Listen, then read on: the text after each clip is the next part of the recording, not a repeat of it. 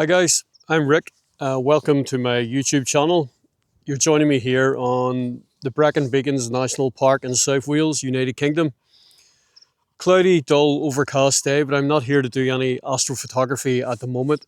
What we're here to do is a bit of a reconnaissance before we come here during the week, because apparently in the UK this week we have a couple of clear nights, which given the track record of UK weather forecasting remains to be seen, but we remain hopeful, fingers crossed.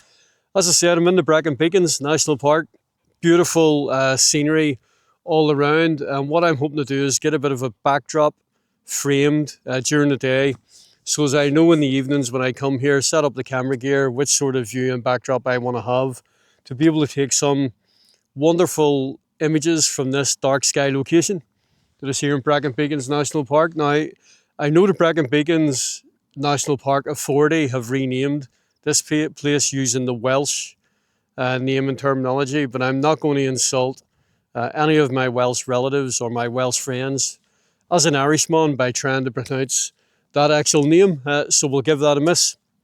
But Brecon Beacons National Park it is, and if I could just turn the camera around perhaps and give you a sort of idea of what this place is like. Absolutely stunning from horizon to horizon. Beautiful mountain territory. And I don't know if you can see them in the far distance. We have actually got the Brecon Beacons National Mountain Range. There you go. Brecon Beacons. The highest peak in South Wales is Penny-Fan. Yeah, absolutely wonderful. So great place to do astrophotography. Very dark. I think on the Bortle scale, this is a Bortle 3 to 4, perhaps a 4. But that's enough. That's great. We still use filters and all the rest, that sort of stuff. Incidentally, I do a lot of astrophotography using telescopes, smart telescopes. But in this run, over the next couple of days, I think I'm going to stick to my DSLR camera, which is a crop sensor, fairly basic, Nikon D7500. And now to get to work to see if we can decide where the correct backdrop is going to be for the framing of our photograph. And on the way up here, I saw some great stuff that we can look at. I saw a downed old tree, which looks great, which would be a good foreground sort of piece to put in the shot. I also seen an old mast with cameras on it, very rusty, pretty similar to some of the stuff you'd see in the old taxis or Australian outback. We'll try and use that as a foreground, do a bit of light painting on it, which I'll explain about as our journey on this astrophotography adventure goes ahead. Anyway, great stuff. Okay guys, so the reason why I've selected this sort of location in particular to do the imaging this week, and the reason why we're here actually having a reconnaissance, is not only is it a beautiful area, but we've got a good foreground sort of shot here of a triangulation point, which is basically a marker that represents the high point in this sort of area. And there's a lot of these things in the UK. If you can find them, they're really good. Beyond that, we've got the Brecon Beacons mountain range, partially covered by cloud at the moment. Hopefully it'll be a clear night when we come out here to do the imaging. And the idea is set the camera up in this sort of location to get the foreground image of the triangulation point. We've got the mountains in the mid-distance sort of range there, the Brecon Beacons mountain range. And then beyond that, coming across the sky at nighttime, we'll have the Milky Way galactic core as seen from northern horizons here in the UK in the wee hours of the morning, rising up, and that'll be a really nice image of the Milky Way and the foreground image of the trig point and the Brecon Beacons mountain range in the background, and particular the largest mountain in South Wales, this was Penny-Fan. That'll be a real good bit of context, or will add a real good bit of context to the image. On the day, what I'll probably do is put the camera in this sort of mid-range sort of area. Couple of different lenses, 14mm, 35 and 50mm we'll try.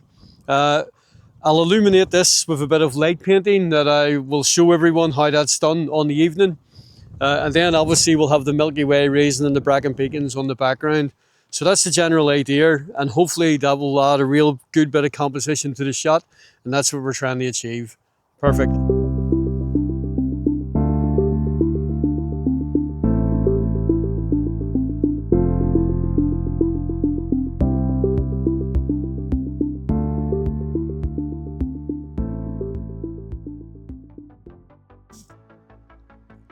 To assist me in knowing whereabouts the stars will rise relative to the horizon, I use the Stellarium app on my smart device. Today, Stellarium allows me to point my phone at the Brecon Beacons and see exactly where the Milky Way galactic core will rise relative to the trig point and the mountain peaks. It is a very useful app that has helped me plan many a night imaging under the stars, and I would highly recommend that anyone getting into this game uses the likes of Stellarium to know exactly where the stars are. Of course, you can use normal star guides and maps, but what better way than to take out your phone, user friendly and good to go.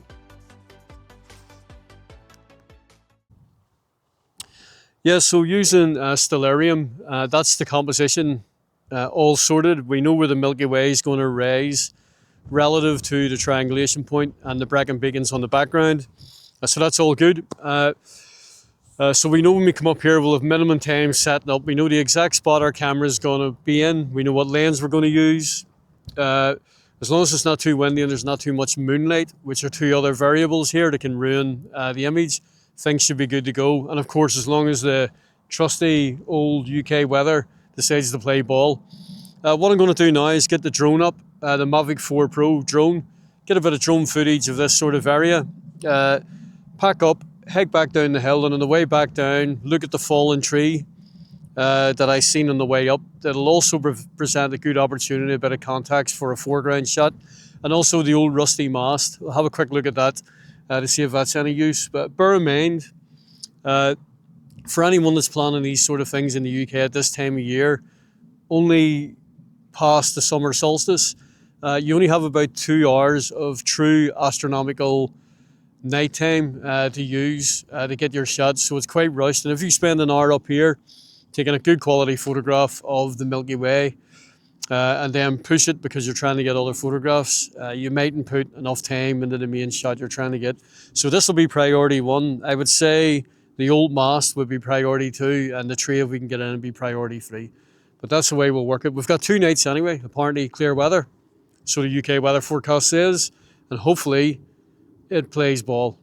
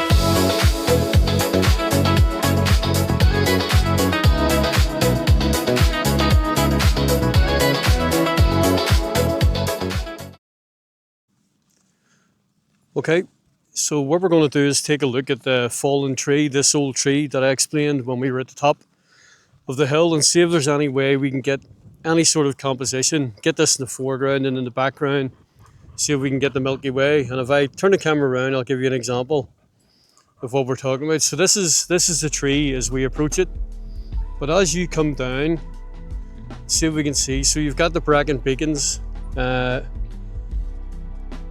on the high ground to the rear. And if we just zoom in, you can see the Brecon Beacon range. That's it. Okay, just zoom back out again, and then we've got the tree here, which would be our foreground shot. And the idea is, if we can get,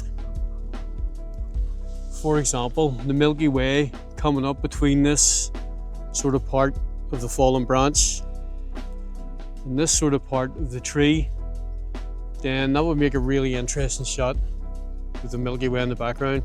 Feeling that, we could just do the whole tree. So that's the general idea of what we're looking for here.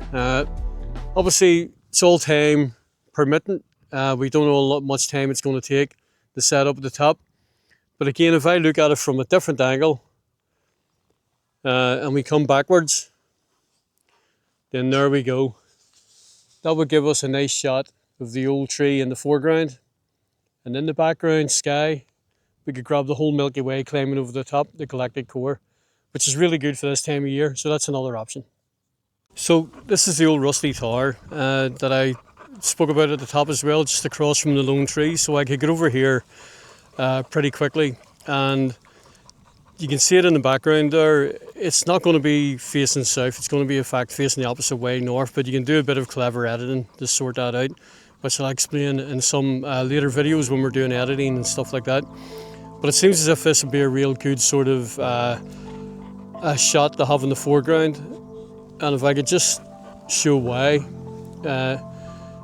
So if we can just close in, you can see the tower, and you can see a good bit of sky in the background. We can get a good bit of star formation, maybe even the starry play. There's a major coming up beyond that, and we've also got that old outbuilding, which looks like we could maybe get that in the frame also. So that's really good. This actually looks like a private field, so I don't think I can get in there, but there may be an access point where you can get closer. Feeling that, I can set the camera up here. That's not a major problem. So that's it. That's basically the recce complete. What we'll do is we'll collapse here, head back home. Hopefully we get the 2 clear nights predictions that we've got for the UK in this area. And I think it was a Tuesday and a Thursday, I'm not sure. But if so, we can get out here into 2 separate nights. So if we prioritise, as I said, priority 1, the trig point on the high ground on top of the hill, with the nice Milky Way galactic core in the background, that'll be fantastic. Framing, then we'll go for perhaps this tower, especially if I can get access to this, what looks like a private field. And feeling that we'll use the tree in the background, but hopefully we can get 3 good shots. Great stuff. Bye-bye.